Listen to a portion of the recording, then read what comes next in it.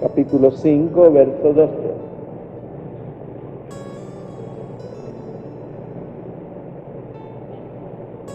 Dice, el que tiene al Hijo tiene la vida, y el que no tiene al Hijo de Dios no tiene la vida. Amén. Pueden sentarse, amados.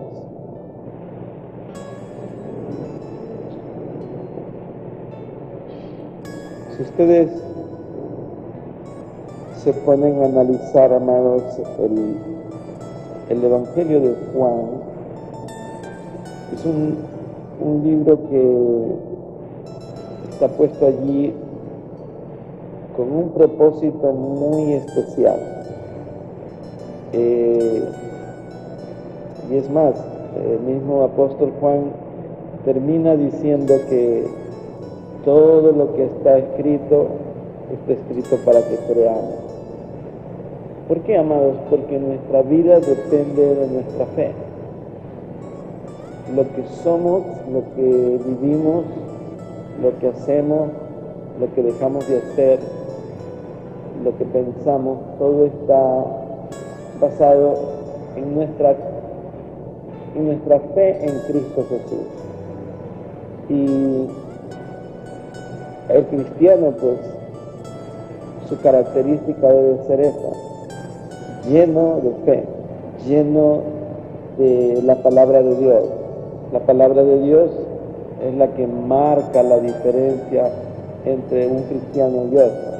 Su fe es la presentación de cada cristiano. Y el Señor Jesús, amado, dice la Escritura en el mismo libro de Juan: a los suyos vino, mas los suyos no le recibieron, mas a todos los que le reciben se le da una potestad y ser llamados hijos de Dios. Pero si ustedes ven, Él viene a su pueblo, vino a su pueblo y su pueblo no le recibió. Y la misión del Señor era venir a salvar lo que se había perdido. No vino a condenar a nadie, vino a salvar lo que ya estaba perdido.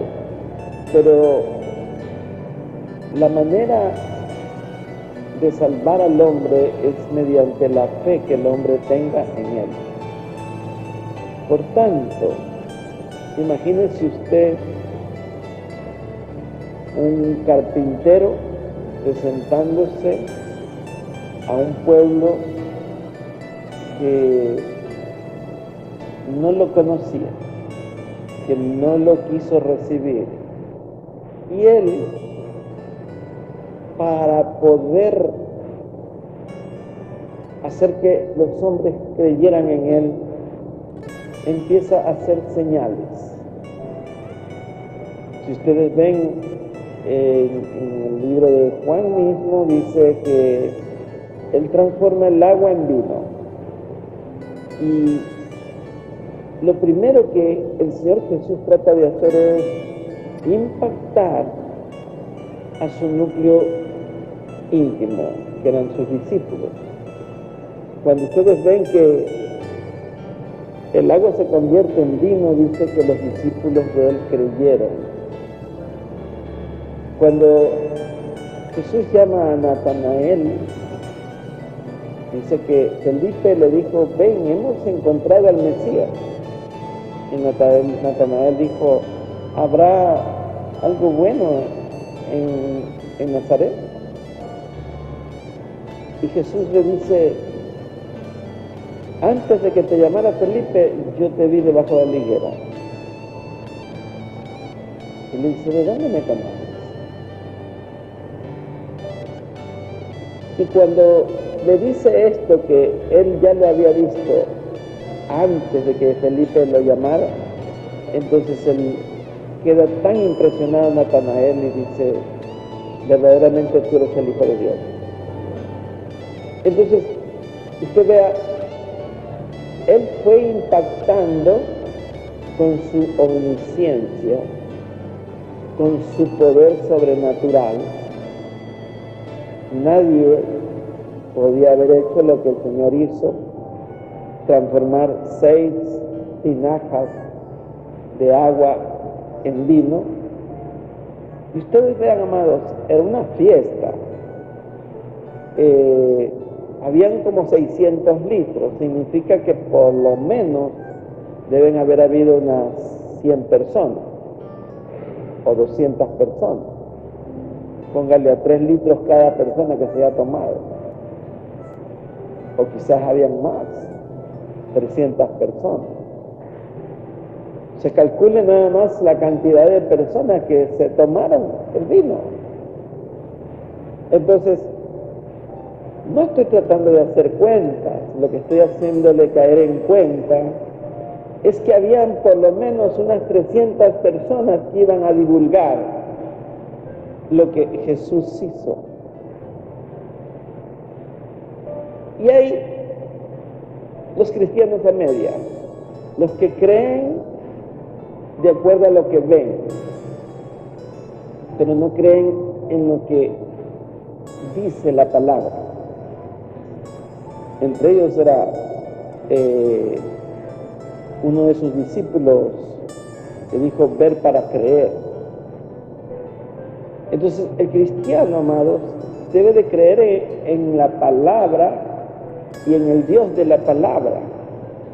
Pero el Señor, amados, nos da toda la evidencia requerida para que nosotros podamos afirmar quién es Cristo Jesús.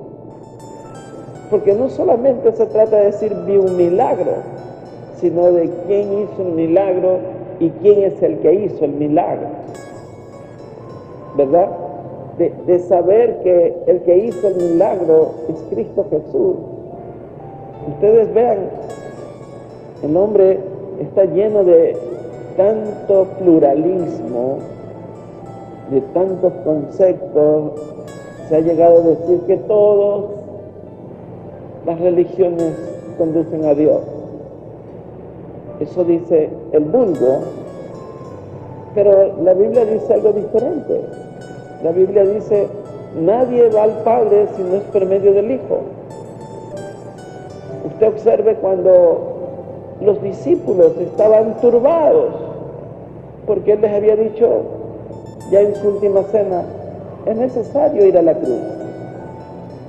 Y estaba ocurriendo que estaban entristecidos, estaban bloqueados, y Él les dice, no se turbe vuestro corazón, creed en Dios, creed en mí. ¿Por qué, amados? Porque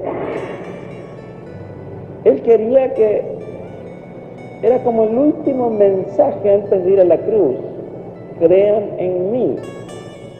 ¿Por qué? Porque cuando usted cree en Cristo, la primera cosa que ocurre es que usted es salvo.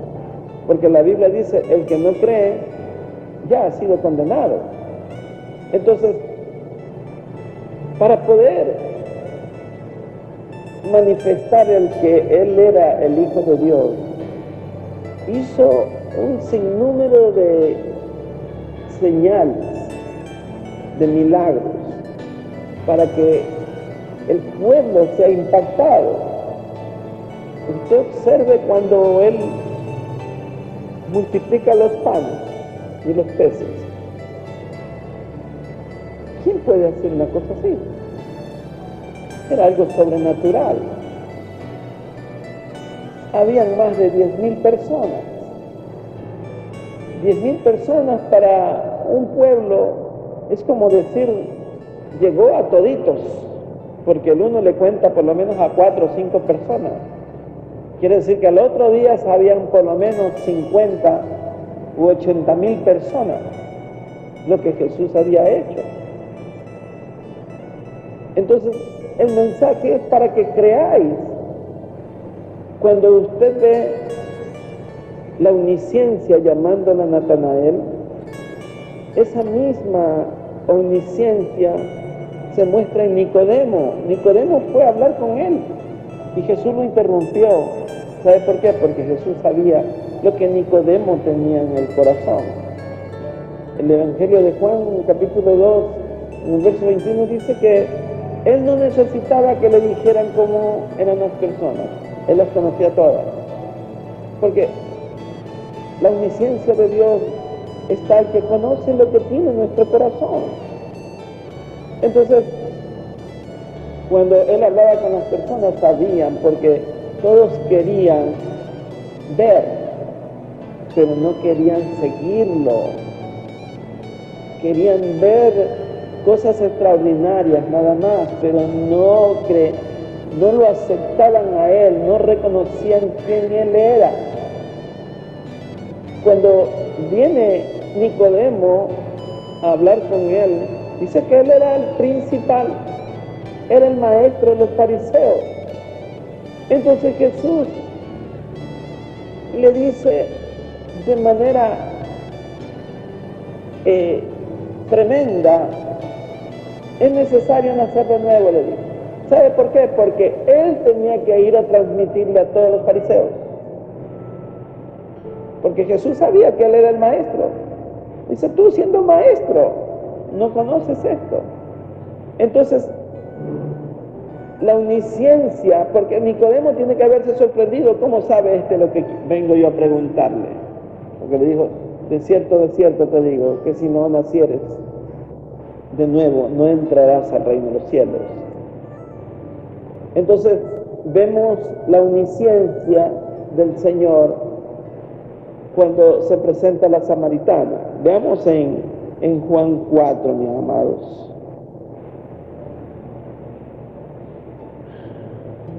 En el verso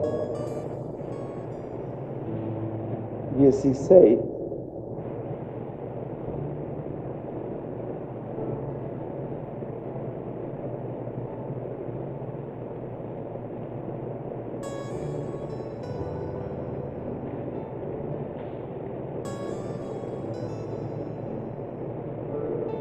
Perdón, leamos un poquito antes. Dice que vino una mujer, verso 7, vino una mujer de Samaria a sacar agua, dice, y Jesús le dijo: dame de beber. Pues sus discípulos habían ido a la ciudad a comprar de comer. La mujer samaritana le dijo: ¿cómo tú, siendo judío, me pides a mí de beber, que soy mujer samaritana? Porque judíos y samaritanos no se tratan entre sí. Y respondió Jesús y le dijo: si conocieras el don de Dios y quién es el que te dice, dame de beber, tú le pedirías y Él te daría agua viva. La mujer le dijo: Señor, no tienes con qué sacarla, y el pozo es hondo. ¿De dónde pues tienes el agua viva? ¿Acaso eres tú mayor que nuestro padre Jacob, que nos dio de este pozo, del cual bebieron él y sus hijos y su ganado? Y Jesús respondió: cualquiera que bebiere esta agua volverá a tener sed. Mas el que bebiere del agua que yo le daré no tendrá sed jamás, sino que el agua que yo le daré será en él una fuente de agua que salte para vida eterna. La mujer, amado, le dijo: ¿de dónde tienes esa agua viva? Jesús le dijo: cualquiera que bebiere del agua que yo le diere no tendrá sed jamás. Y la aseveración es: nadie sacia la sed viéndola, sino tomándola, recibiéndola. Jesús quería, amados, mostrarle a esta mujer, porque el nivel de esta mujer era distinto ya al de Nicodemo. Nicodemo era un hombre sabio, era un hombre muy preparado. Sin embargo, Jesús le dijo algo muy básico, y ahora a esta mujer, que probablemente no tenía cultura, que era una mujer de bajo nivel social, Jesús le habla con una serie de ilustraciones. Le habla del agua, utilizando el agua del pozo, porque el agua es necesaria para la vida, porque el agua representa pureza, el agua representa la forma como nos limpiamos. La mujer dijo: no tienes de dónde sacarla. Ella pensó en lo material, como todo ser humano. Primero pensamos en lo material.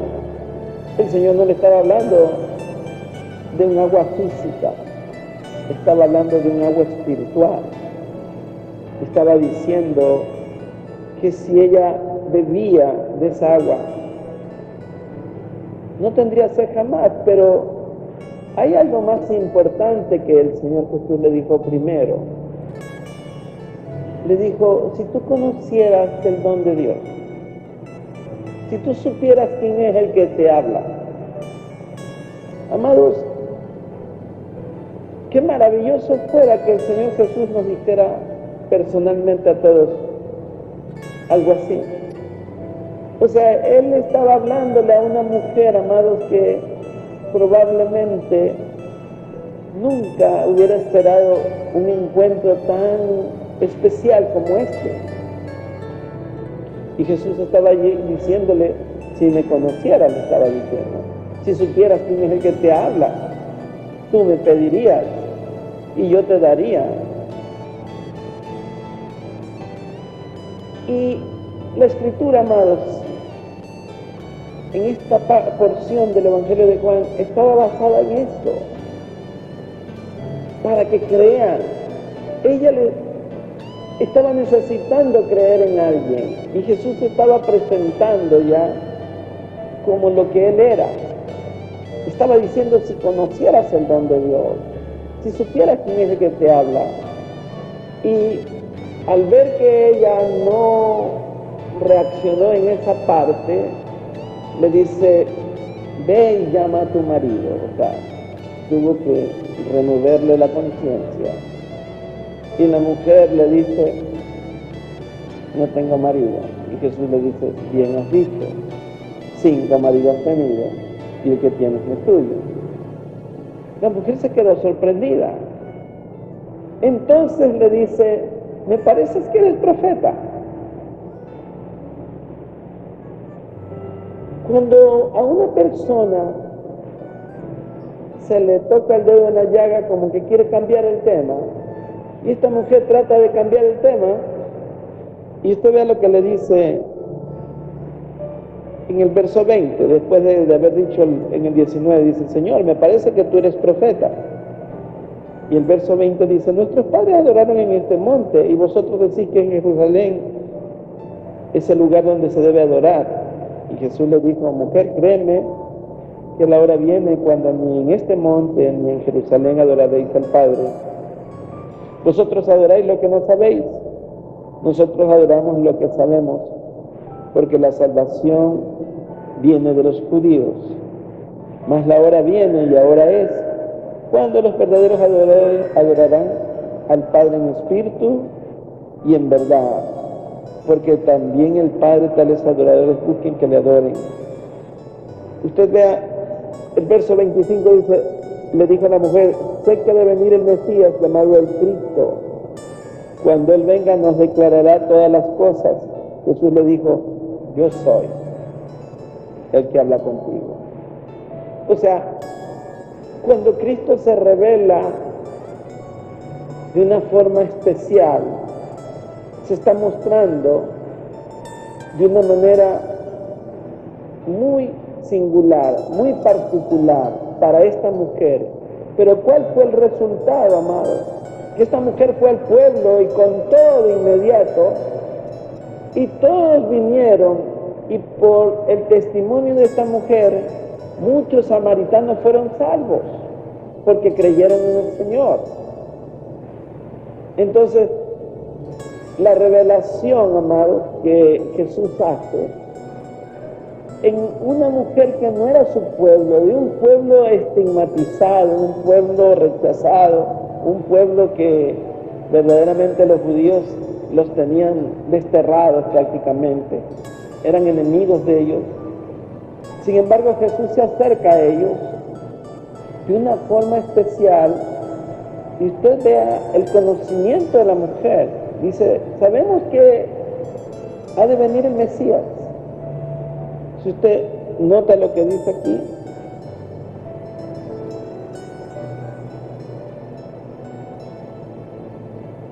el verso 25, le dijo la mujer, sé que ha de venir el Mesías llamado el Cristo.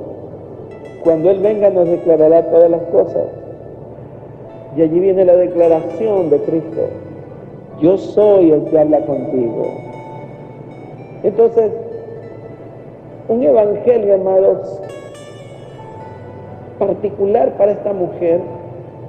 La mujer corrió, dice que se maravillaron, dice el verso 27, en eso vinieron sus discípulos y se maravillaron de que hablaba con la mujer, sin embargo ninguno dijo que preguntabas o hablabas.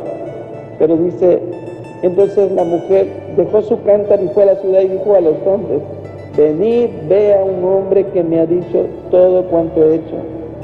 ¿No será este el Cristo? Entonces salieron de la ciudad y vinieron a él. Entre tanto los discípulos rogaron diciendo, Rabí, come. Pero más adelante dice, en el verso 39 dice, y muchos de los samaritanos de aquella ciudad creyeron en él por la palabra de la mujer que daba testimonio diciendo, me dijo todo lo que he hecho. Y le rogaron que se quedase y se quedó allí 2 días. O sea, podemos ver que Jesús hizo estas cosas para que los hombres crean, porque Él conoce que si los hombres tienen incredulidad, es imposible que sean salvos. Y el testimonio de esta mujer fue suficiente para que muchos hombres se convirtieran. El testimonio de nosotros, amados, ha de servir para que muchos se conviertan también y reconozcan quién es Cristo. La revelación que el Señor hace es tal, amados, que podemos comprender que Jesucristo ha hecho muchas cosas para que nosotros tengamos bien cimentada nuestra fe. No sé si a usted le impacta leer que Jesús le dice a la tempestad, calla, enmudece. Dice que los vientos se calmaron. Que Jesús pudo sanar al hijo de un militar. Este hombre le dijo, Señor, mi hijo está mal, está muriendo. Y el Señor Jesús le dijo, tu hijo ha sido sanado. No necesitó ir a tocarlo, no necesitó ir en persona, sino solo dijo la palabra. Y dice, en aquella hora el muchacho fue sanado. Entonces, estas cosas estaban dispuestas para que los hombres cambiaran su parecer en sus pensamientos, en su manera de creer, porque cuando hay demasiado dureza, amados, la incredulidad es la que campea. Cuando hay mucha maldad, como había en esos tiempos, porque, amados, usted póngase a analizar, antes de los evangelios, había habido 400 años de silencio. No había nadie que predicara. Es Juan el Bautista el que aparece diciendo, he aquí el Cordero de Dios que quita el pecado del mundo. Es la primera cosa que se escucha. O sea, la primera predicación después de 400 años. Imagínense si nosotros en estos tiempos que recibimos la palabra, dentro de la iglesia cristiana hay dureza de corazón, hay incredulidad, hay cosas que nos avergüenzan. ¿Cuánto más en ese tiempo de gente que estaba enseñada a luchar por sobrevivir? Gente que vivía en una pobreza, que vivían o de la pesca, o de la agricultura, o de la ganadería, y para de contar, criando ovejas, o sembrando vides o higos en una zona desértica. o pescando, no había más. Ese era el estilo de vida de todos, y la gente estaba endurecida.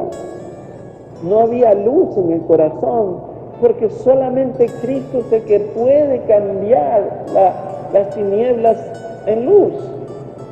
Entonces, traslademos a esa época nuestra mente y veamos lo diferente que es para nosotros leer lo que ya ocurrió, tener una serie de detalles tan hermosos que nos hace conmover.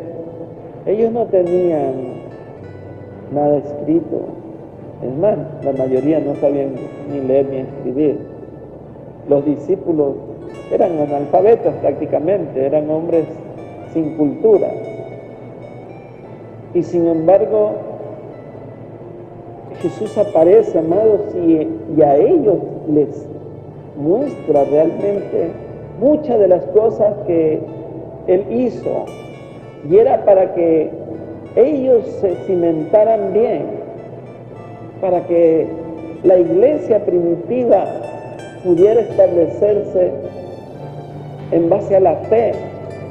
Se necesitaba que ellos supieran quién era Él, amados. Imagínense, caminaban con un hombre que, hacía sanidades, sanaba al cojo, al paralítico, daba vista al ciego. Finalmente, ustedes vean cuando resucita a Lázaro. Eso fue la gota que llenó el vaso. Ya los judíos no toleraron esto. Dice, hay que matarlo a está haciendo demasiadas cosas. Porque ellos no querían aceptar quién era Cristo. Era un desafío a la autoridad de ellos. No podían tolerar que el carpintero hiciera tantas señales. Entonces se resistían, y había algo que ocurre en estos tiempos. Por ejemplo, usted vea en los gobiernos pasados, la prensa tuvo que callarse. Tanta latrocinio que hicieron, pero la prensa no podía decir porque había una ley que los podían meter presos. Los fariseos eran igual. Nadie podía predicar porque hubiera sido expulsado de la sinagoga, hubiera sido apedreado.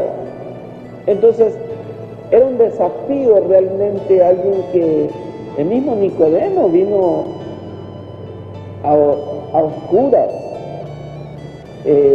como anónimo, vino a preguntarle al Señor Jesús, y la expresión de él: sabemos que tú has venido de Dios, porque nadie puede hacer lo que tú haces. O sea, había un conocimiento de quién era Jesús, pero no había nadie quien lo quería seguir. Entonces Jesús tuvo que coger un grupo de 12 para formarlos y adoctrinarlos de tal forma que ellos vieran. Los llevó al mar, los llevó al campo, los llevó a todo lugar donde él iba. Nunca Jesús iba solo, siempre iban sus discípulos. Y cada que él salía, iba haciendo cosas, amado. No salía a pasear, salía y tocaba a alguien, hacía algo extraordinario. Y esa era la escuela, amados, que él estaba dejando, porque después ya él partía.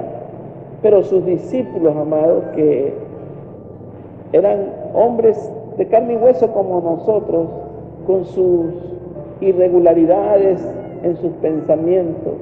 Y si no, usted vea la actitud de Pedro. Pedro era el más cercano, el más impetuoso, y sin embargo cuando vino la crisis, ya el rigor de los romanos, él dijo: no, yo no lo conozco, yo no sé quién es él, están equivocados, yo no he estado con ellos. ¿Por qué, amado? Porque el hombre tiene ese tipo de temor cuando ve de cerca ya las cosas con el peligro que puede ocurrirle a su integridad. Y es después, ya cuando ven al Cristo resucitado, que ya tienen una actitud diferente, amados. El mismo Tomás dijo, no, si yo no meto mi mano, si yo no meto mi dedo en la llaga, yo no voy a creer. Entonces usted vea, una de las cosas más difíciles es quitarle la incredulidad al hombre. Y Jesús se mostró en eso ampliamente bondadoso, en exponerse y decir, miren, Él transforma, amados, los panes, los peces, los multiplica, le da vista al ciego, hace sanidades. Dice que tenía un joven que iba a ser sepultado y él detuvo la procesión que iba a enterrarlo y puso su mano sobre el pecho y le dijo, joven, a ti te digo, levántate. Y el joven salió, amado, y había una multitud de gente, pero no creían. O sea, nadie había hecho eso, pero no creían. Sin embargo, cuando les dio de comer, los siguieron al otro lado del mar. Y él les dice, porque les di de comer, me preguntan. No lo seguían porque Él era Cristo Jesús, porque Él era Dios, sino porque había un interés. Nosotros, amados, tenemos que basar nuestra fe en la palabra de Dios. Cada vez que leamos la palabra, tenemos que leerla con fe, reconociendo que cada cosa que se hizo es para que nuestra fe sea alimentada, para que podamos no dudar, porque el hombre fácilmente duda. Por eso es necesario, la Biblia afirma, dice que la fe viene por el oír y el oír la palabra. Esto es necesario. Parecería historias para niños, pero lejos de eso, amados, la Biblia afirma que si no somos como niños no entramos al reino de los cielos, y tenemos que creer como un niño la palabra de Dios, porque además que toda ella es verdad y toda ella es edificante, es confortante, es consoladora, es de tal forma que nos sostiene. Esta palabra es la que nos sostiene, es la palabra que nos da vida, nos sacia la sed del alma y nos puede verdaderamente llevar a la salvación, porque es por el testimonio de la palabra que nosotros podemos confesar que Cristo es Dios. El apóstol Pablo termina diciendo que Jesucristo es Dios por sobre todas las cosas, porque nuestra vida depende de esto, amados. La Biblia, amados, sostiene esto de una manera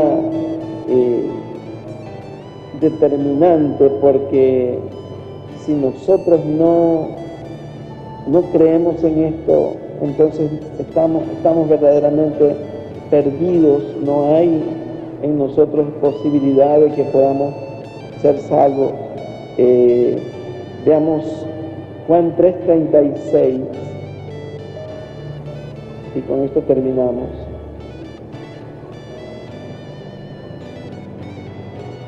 Que vea, dice, el que cree en el Hijo tiene vida eterna, pero el que rehúsa creer en el Hijo no verá la vida, sino que la ira de Dios está sobre él. Muchas personas que no creen tienen lo contrario, tienen la ira de Dios. Hay muchas personas que no se interesan por conocer la palabra. No les interesa. Y Es una lástima para muchos perder tanta misericordia, tanta gracia, tanto amor que Dios da. Y sin embargo el hombre lo rechaza, no se interesa, es inapetente, totalmente displicente ante una palabra que es para fortalecer nuestra vida. Amén. Vamos a estar de pie, vamos a orar.